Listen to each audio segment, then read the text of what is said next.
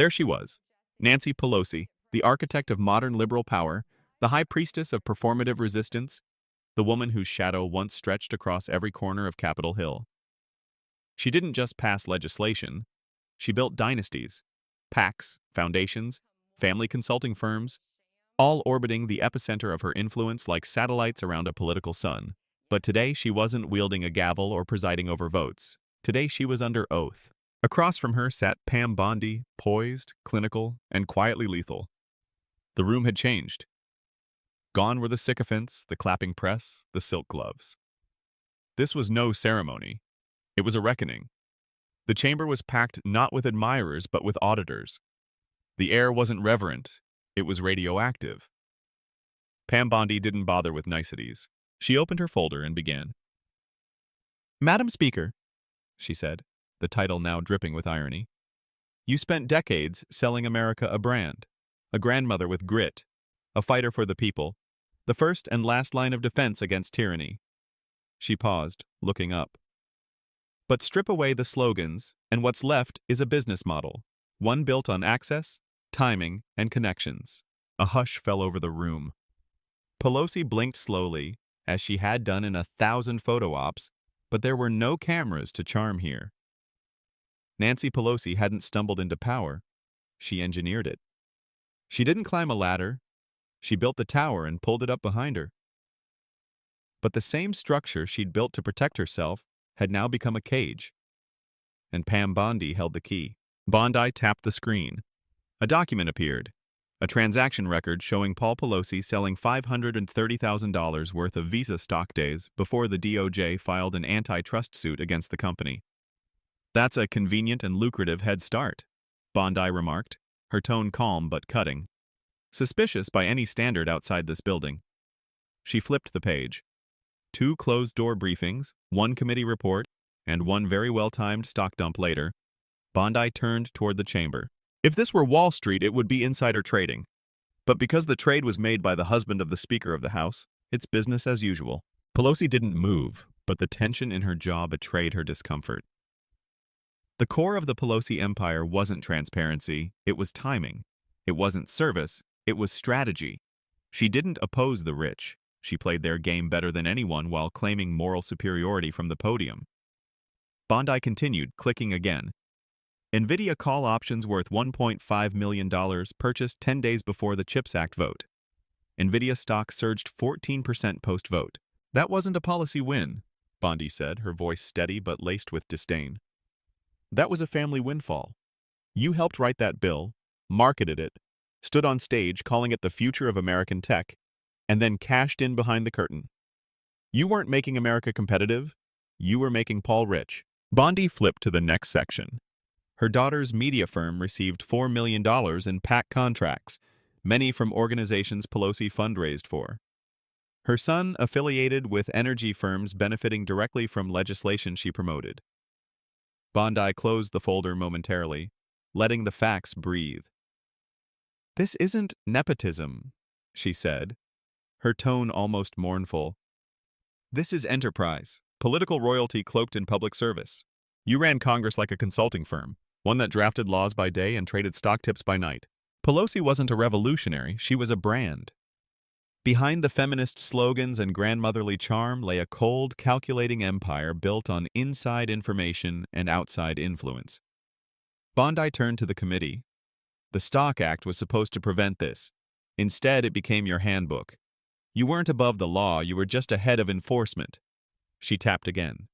5 trades, 3 bills, 2 coordinated family contracts, and 1 common denominator, your name on every page. Staring straight at Pelosi, Bondi delivered the verdict. "This isn't ethics. It's exploitation. You didn't bend the rules, you authored them." Bondi shifted her tone slightly. "You called Republicans enemies of democracy. You called conservatives corrupt. You said billionaires shouldn't control government. Yet you left Congress one of the wealthiest public servants in modern history. You claimed to hate the system, but no one played it better than you." Pelosi didn't just live in the swamp, she terraformed it. She called it public service, but she built it like a private enterprise. "This isn't about partisanship," Bondi said coldly. "It's about pattern. If a Republican had made these trades, If a GOP spouse had sold shares days before a committee vote, if a conservative's family was tied to millions in contract work, your party would demand resignations before lunchtime. Turning to the panel, she added, but because she's Nancy Pelosi, the rules were optional until today. Pelosi didn't lose her legacy overnight. She spent years trading it for convenience, influence, and control. She wore power like pearls, elegant, expensive, untouchable. But in the end, Pam Bondi didn't attack her. She unmasked her. No anger, no theatrics, just numbers, facts, and truth. And when the truth came knocking, Pelosi blinked first. The room wasn't quiet anymore. It was holding its breath. Everyone realized this wasn't just about a few well-timed stock trades. This was about intent. This was about pattern. And Pam Bondi had just promised to pull back the curtain. Bondi didn't raise her voice. She didn't need to. She simply lifted a flash drive and handed it to the clerk. What you're about to hear, she said, is a sworn deposition from a former senior staffer in the Speaker's office, redacted for security, verified for authenticity. The screen flickered to life. The voice was distorted, the face blurred, but the content was clear. We were told to track legislation alignment with Paul Pelosi's portfolio. I raised concerns. I was told, the Speaker doesn't do things she can't control. After that, I stopped asking questions. The chamber went still. Pelosi didn't flinch, but the smirk that once ruled Washington was gone. Bondi let the silence settle. Madam Speaker, is this how you define leadership? Legislation by spreadsheet? Portfolio-driven policy-making? She paused, letting the weight of the question sink in. This wasn't an isolated misstep. It was an ecosystem, a loop of power, profit, and silence. And the longer it ran, the richer it made her. The Democratic Party didn't just ignore it, they enabled it. Because Pelosi didn't operate alone. She operated inside a fortress made of campaign cash and compliant media. While claiming to defend democracy, she institutionalized corruption. Bondi tapped again. Exhibit B. Internal communications between Pelosi's legislative aide and her son's energy advisory firm. Emails projected on the chamber screen read, "Need Speaker's input before vote on solar credits." Her name carries weight with subcommittee. Looping Paul in, he's preparing investor call on Q2 projections based on bill passage. Bondi didn't even need to explain. The implication was self-evident. Your son was preparing for a bill before it was public, she said, turning slowly. You say you represent climate justice. But in your world, green energy isn't policy. It's leverage. It's profit. It's Pelosi Power Incorporated. Bondi opened a new folder. Names, dots, timelines. This isn't just family favoritism. It's coordinated enrichment. She pointed at the chart. Christine Pelosi, $4.2 million in contracts from PACs affiliated with Speaker-aligned committees. Paul Jr., 8 corporate board affiliations, 4 directly impacted by legislative activity during her speakership. Her nephew appointed to a federal environmental board with no credentials, days after a DNC fundraiser hosted in Pelosi's private residence. Bondi let the names float in the air, unchallenged, undeniable. This isn't public service. This is a dynasty wrapped in activism and disguised as duty. The American left accuses others of dynastic rule, of nepotism, of corruption. But what was Nancy Pelosi if not the queen of congressionally endorsed cronyism? She didn't just blur the lines between private interest and public office, she erased them. And she built an empire where policy was a family affair. Bondi wasn't done. Let's talk timing. Your office circulated an early draft of the Energy and Equity Act. Days later, Paul Jr.'s company filed for a patent based on clean energy grid optimization. Then the final draft was submitted. She raised an eyebrow. Is that the legislative process, or just front-running under a different name? Another email flashed on the screen. Please delay press release on tax credit expansion until after Q1 restructuring confirmed with Paul and Christine. Bondi folded her arms. You didn't manage a Congress. You managed a coordinated political family syndicate, insulated by power, fueled by privilege. Pelosi didn't fall into corruption. She institutionalized it. Her legacy wasn't the votes she counted. It was the wealth she multiplied, all while accusing others of being bought. You claim to be the conscience of Congress, Bondi said, stepping forward. You stood on podiums lecturing Americans about greed, about abuse of power, about doing what's right. But behind every talking point was a loophole. Behind every speech, a trade. Behind every policy, a payout. And now the receipts have arrived. The left told us Pelosi was untouchable, a symbol of resistance, an icon of grace, the mother of the modern progressive movement. But mothers protect. Pelosi extracted. She built a career on rhetoric and a fortune on insider knowledge. She passed bills by day and moved money by night. And now, as the lights dimmed and the documents spoke louder than spin, Pam Bondi didn't offer a verdict. She offered the blueprint of collapse. And the next chapter would be written in subpoenas. There comes a point in every scandal when denial dies. Not with a scream, not with a press conference, but with silence. In that silence, Pam Bondi moved. The chamber had already felt like a courtroom. Now it became one. Bondi rose, folder in hand.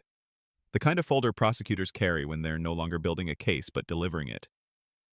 "Mr. Chairman," she said, her voice crisp as a courtroom gavel, "I am formally referring Representative Nancy Pelosi to the Department of Justice for investigation." The room snapped into freeze frame. Journalists froze mid-keystroke. Democratic aides stared like deer in the headlights. This referral includes potential violations of the Stock Act, federal anti-corruption statutes, campaign finance coordination, and obstruction of oversight investigations. Supporting documentation has been submitted in full. Pelosi didn't blink, but her legacy did. For decades, she'd been the untouchable matriarch, draped in pearls and protected by press clippings. But now, she wasn't historic. She was under review. And the woman who delivered it didn't need to shout. She had the facts. The moment Bondi's words hit the air, the ripple became a wave. News networks broke formation. Fox News flashed the headline, "Bondi moves against Pelosi, DOJ investigating former speaker." Even CNN couldn't spin it fast enough. "This is significant," one analyst muttered. Social media was a battlefield. Hashtag Pelosi referral and hashtag Justice for Insiders trended, not just in red states, but in swing ones. The left had spent years calling every GOP inquiry a witch hunt, but this time the broom was real and it was sweeping. The first fracture wasn't in the media, it was in the party. "We take these allegations seriously," muttered one moderate Democrat to a press gaggle outside the chamber. Translation: she's on her own. The Congressional Progressive Caucus, once Pelosi's loyal choir, released a vaguely worded, time-delayed statement. 4 paragraphs of platitudes, 0 defense. In private, the knives came out. She stayed too long. She got sloppy. She thought the rules didn't apply. They didn't say it on record. They didn't have to. The walls were closing in. By week's end, 3 major PACs paused their donations to Pelosi-affiliated initiatives. Wall Street firms began scrubbing press releases from past galas. A former bundler in San Francisco, once one of her most loyal donors, quietly canceled a speaking engagement. "We love the speaker," he told a reporter, "but this isn't survivable." Pelosi wasn't just bleeding support, she was bleeding money, and in Washington that's worse. Then came the letter from the Office of the Attorney General. "The department has received formal documentation requesting an investigation into Representative Pelosi regarding financial misconduct, legislative conflicts of interest, and possible obstruction of federal ethics oversight. A preliminary review has commenced." Official, federal, historic. Pam Bondi didn't smile. She didn't tweet. She didn't take a victory lap. She just circled a date on her calendar, the day justice woke up. Pelosi had called others extremists. She had labeled her critics fascists. She said questions about her finances were sexist, ageist, and conspiratorial. But now, it wasn't Fox News asking. It was the Department of Justice. And they don't care how many books you've sold. The real rupture came at a DNC strategy meeting the following Monday. The issue? What to do with the Pelosi problem. Some argued for silence. Others whispered about preemptive distancing. And one senior aide, off record, said the quiet part out loud. She became a liability the moment Bondi read that affidavit aloud. Pelosi tried. She released a statement, 2 paragraphs of indignation wrapped in legalese. "These accusations are baseless, politically motivated, and timed to interfere with my public service." The press barely blinked. Bondi responded with 4 words. We submitted the evidence. And that was that. In Capitol quarters, the photo still hung. Nancy, sunglasses on, tarmac and Time magazine. But now it felt sepia-toned, outdated, haunting. Because history was rewriting her in real time. And the chapters didn't begin with first female speaker. They began with subject of federal ethics referral. The Democratic Party made Pelosi into a myth. But myths don't hold up under subpoenas. She called herself a servant of the people, but the ledger said otherwise. She demanded accountability from others while hiding behind privilege. She claimed transparency while coordinating trades. And now, Pam Bondi had turned the page. The woman who once stood above it all was now under it. Under oath, under review, under federal scrutiny. The matriarch had fallen, and the people finally saw what she'd built wasn't a movement. It was a machine, and the wheels had just come off. Power doesn't vanish with a bang. It fractures quietly at first. A retreating handshake, a pulled endorsement, a missed call. But then, all at once. On the morning of what should have been just another procedural oversight session, the fracturing of Nancy Pelosi became undeniable. The chamber was packed. Not with Pelosi's defenders, not anymore. Today, they came for one reason: to watch a legend collapse in real time. Reporters had taken their seats hours earlier. The whispers started early. She's losing votes. Whip count says it's flipping. Bondi has something new. At the center of it all sat Pam Bondi, quiet, collected, surrounded by folders like blades in a legal arsenal. Pelosi entered. She didn't wave. She didn't smile. She walked like a general attending her own court-martial. It began with a Democrat, a centrist from the Midwest, popular in swing states, previously a Pelosi loyalist. He cleared his throat. I can no longer, in good conscience, support leadership that is actively under federal review for financial misconduct. Gasps. Not from the Republicans, but from the staffers who realized this wasn't a fringe revolt. This was structural failure. 2 more Democrats followed. We need transparency. This party cannot survive hypocrisy. And then it happened. A resolution from within her own caucus. Effective immediately, I submit a motion to suspend Representative Pelosi from committee leadership and legislative scheduling authority, pending the conclusion of the DOJ review. Silence. Even the stenographer hesitated before typing. Pam Bondi didn't react. She'd seen this moment coming from miles away. Pelosi opened her folder, scanned, closed it. I will not be humiliated by my own party, she said, her voice flat. You already were, someone muttered. The Democratic Party didn't suddenly find its spine. It found its survival instinct. Pelosi wasn't just a liability. She was a story they couldn't control. In D.C., narrative is currency, and hers was crashing. Bondi stood, not to attack, but to observe. The motion has been submitted, she said. The record speaks for itself. She tapped a screen. A new exhibit appeared. An internal memo marked confidential. Future legislation must be cleared through Speaker's Family Advisory Team prior to media release. This ensures alignment with donor strategy. The word wasn't governance, Bondi said. It was family affairs. Protected by partisans, Pelosi had survived bad press and accusations. But you can't survive a paper trail. Corruption doesn't erupt. It implodes. The chair cleared his throat. Motion has been seconded. Members will proceed to temporary removal. One by one, committee positions lit up on the board, some green, some cowardly. The path was clear. When the final tally hit, the room nodded. Suspension approved. 22 ayes, 207 present. CNN called it a seismic day for the House. MSNBC talked about accountability. Even Fox News seemed to choke on their own scripts. Pelosi fell. Not with the dramatic crash everyone expected, but with the quiet inevitability of gravity. By nightfall, Act Blue froze 2 Pelosi-line committees. 5 bundlers pulled out of scheduled events. Silicon Valley donors, once her ATM, went silent. A memo leaked. No political future in Pelosi. Move on. Even Hollywood couldn't help her this time. Pam Bondi, still at her desk, opened her last file. She spoke slowly, like reading the obituary of a regime. Power is not self-justifying. It is accountable, or it is illegitimate. This chamber has reminded itself what that means. She stood. Today was not a coup. It was a correction. She didn't raise her voice. She didn't need to. Because the only thing louder than Bondi's closing words was the sound of a dynasty being dismantled. Pelosi said she served the people, but she served a structure of money, media, and myth. And that structure cracked today, because the very committee she once ruled had just cast her aside. No riot, no rebellion, just reality. No screams, no slogans, just silence. That's how empires end. Not with revolution, but with a vote. And a woman named Bondi. There's a special kind of silence that follows a political extinction. It isn't mournful. It isn't respectful. It's the silence of calculation, of allies reshuffling, donors retreating, and staffers updating their resumes while pretending nothing happened. And Nancy Pelosi, she had just become a cautionary tale with a Lifetime Achievement Award.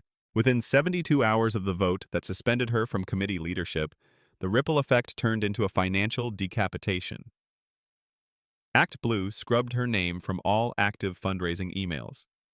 3 major PACs, Act Blue, Future Now, and Power PAC, quietly pulled her image from their websites. The once loyal Pelosi donor circle, the famed San Francisco Power Set, canceled their annual gala, citing optics. The machine she built ran on money. But money is the most disloyal asset in politics, and once the return on influence drops below scandal risk, the faucet closes. Nancy Pelosi, for the first time in decades, found herself defunded. Her allies tried. Oh, they tried. MSNBC hosted a panel calling the suspension an overreach fueled by Republican theatrics. CNN aired a retrospective titled Pelosi, Iron Lady or Scapegoat. Even The Atlantic released a pre-written eulogy, What America Owes Nancy.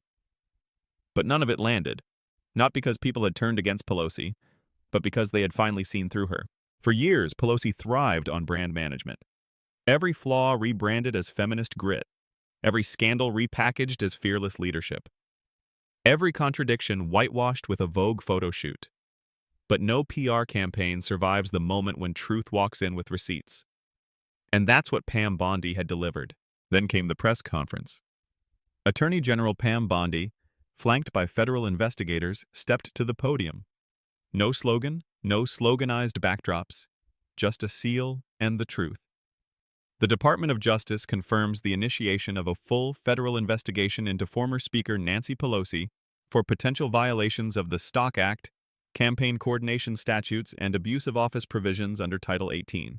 Preliminary evidence supports the continuation of a multi-pronged inquiry into patterns of coordinated financial activity involving family members, legislative influence, and misuse of classified briefings. The reporters didn't shout, they typed. Because this wasn't a partisan stunt anymore. It was a federal file. Polls dropped like stones. A Quinnipiac flash poll showed 68% of independents supported the DOJ inquiry. Even 41% of registered Democrats said Pelosi should step aside permanently. Her approval rating, once a point of pride, plunged to 26%. A historic low for any Speaker of the House. Cable networks shifted focus.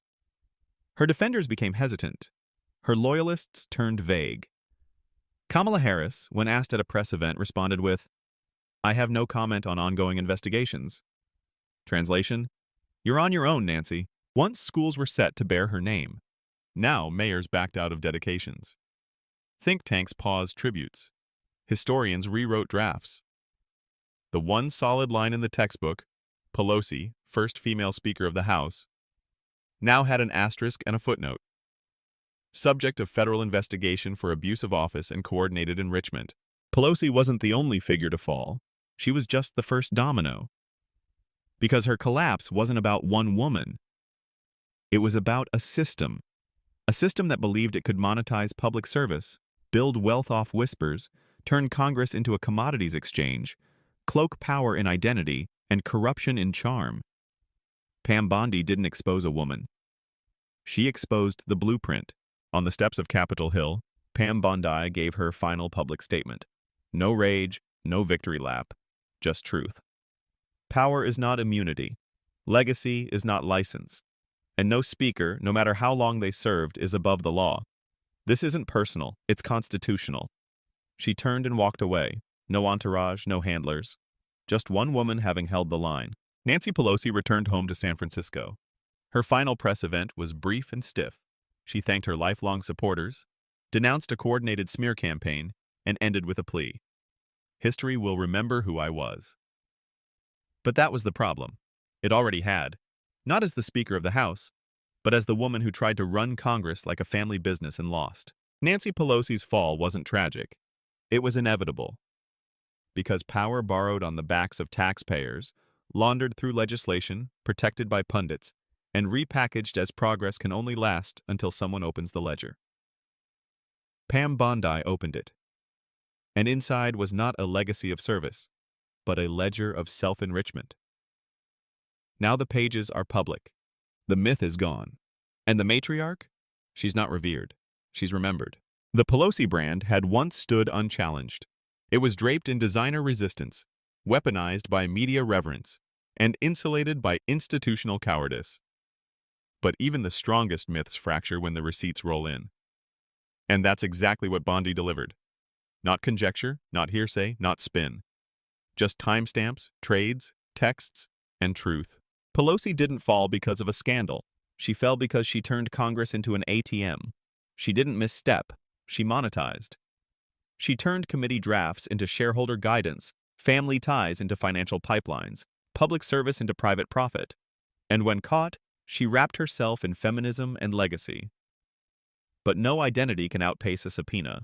What Pam Bondi exposed wasn't just the moral bankruptcy of one lawmaker. She revealed the operating manual of an entire political cartel.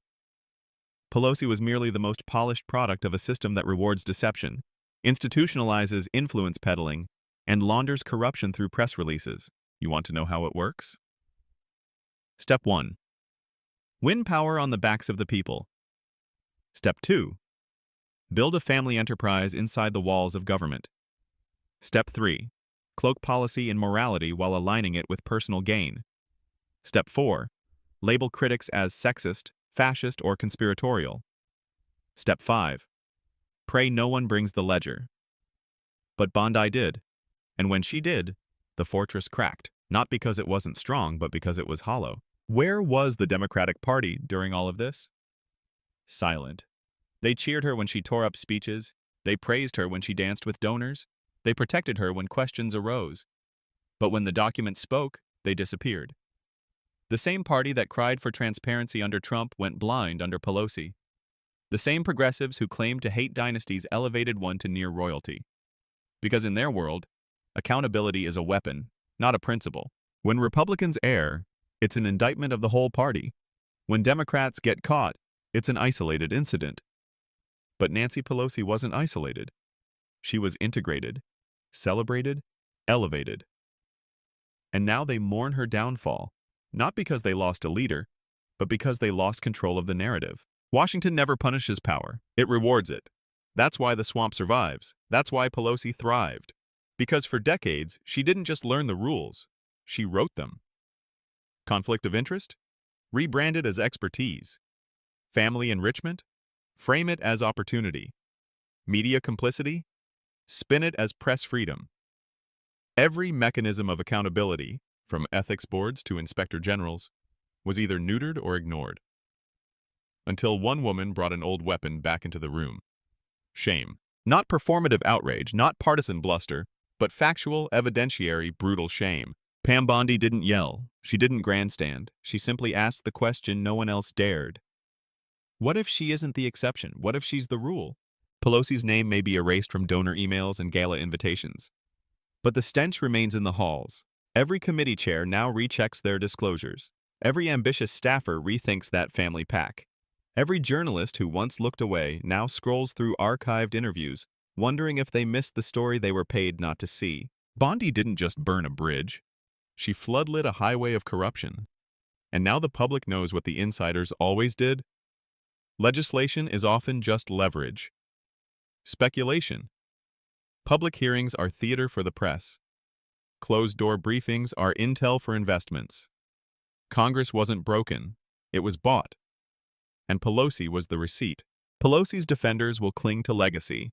They'll point to bills passed. They'll cite speeches made. They'll wrap her in the language of firsts and feminists. But that chapter is already being rewritten. Because when the history books come for her, they won't begin with first female speaker. They'll begin with subject of federal investigation for financial misconduct and abuse of office. The statues won't rise. The scholarships won't bear her name. Because legacies built on illusion collapse under inquiry. Pam Bondi didn't come to Washington to join a side. She came to end a cycle where corruption hides behind culture, where power masks itself as progress, where serving the people becomes a slogan, not a sacrifice. She didn't swing a sword. She held up a mirror. And in that reflection, America saw something it couldn't unsee.